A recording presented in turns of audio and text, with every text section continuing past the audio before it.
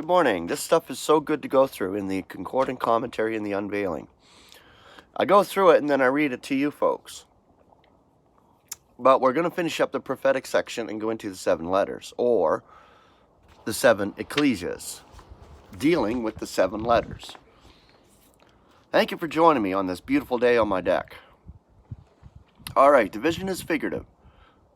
The explanation is literal. It must not be further explained. The 7 stars are the 7 messengers. The 7 lampstands are the 7 Ecclesias. These will be found at the places indicated at the opening of the Lord's day. They are God's luminaries in the dense darkness of that judgment era. Alright, that finishes up the prophetic section. Now we're into the 7 letters. These letters fall into 2 groups. In the first 3, the injunction to hear precedes the promise. In the last 4, this order is reversed. In the former, the wilderness experiences of Israel are recalled. Their first love in Ephesus, their trials in Smyrna, Balaam in Pergamos. The latter recall their history in the land. 2 for Israel and 2 for Judah. Jezebel in Thyatira, Israel's blotting out in Sardis, the temple in Hezekiah's reign in Philadelphia, and the declining days of the minor prophets in Laodicea. Okay, Ephesus is the first letter of the 7.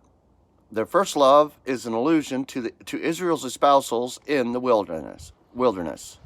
Hosea 11:1, Jeremiah chapter 2 verse 2, Ezekiel 16:8 and 10, Exodus 19:4 and 6. The Nicolaitans, conqueror people, are probably Israelitish votaries of the wild beast. Their names indicate their allegiance to the great world conqueror. First their acts are condemned, and then their doctrine. Unveiling 2:15. It was the same as Balaam's in Numbers 25:2. The tree of life is literally the wood or log of life, for the wood is dead.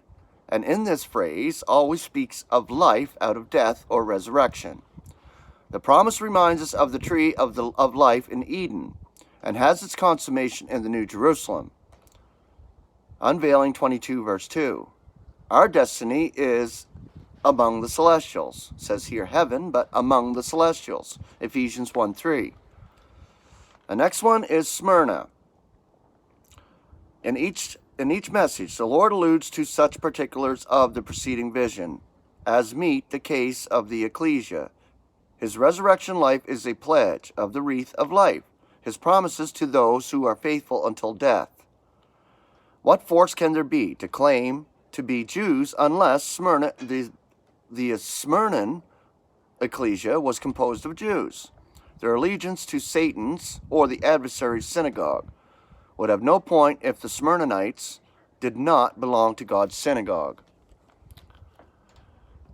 The 10 days affliction alludes to Israel's trial in the wilderness. That lasted 40 years. This will be brief. Jews often suffer from anti-Semitic riots. A wreath or garland, often a laurel, was awarded to the successful contestant in the ancient games. This was the trophy of victory.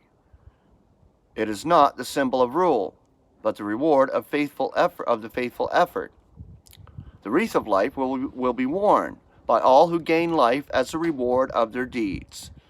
It is given to the one who endures trial. James chapter 1 verse 12. The life we have in Christ is a gratuitous gift. In no sense the reward of our efforts, so it cannot be figured by a wreath.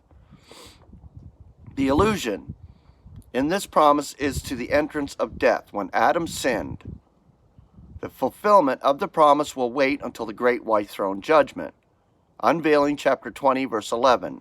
If you've ever wanted to hear what it says about the great white throne judgment, it's in the Unveiling chapter 20 verse 11.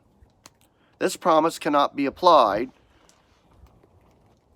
now, for all in Christ are beyond judgment. Okay, tomorrow we'll get into Pergamos, then Thyatira, Sardis, Philadelphia, and Laodicea. So I'll go into maybe 2 of them a day, which is good. So today was Ephesus and Smyrna. Tomorrow will be Pergamos and Thyatira. So have a beautiful Thursday, grace and peace, and we will talk to you tomorrow.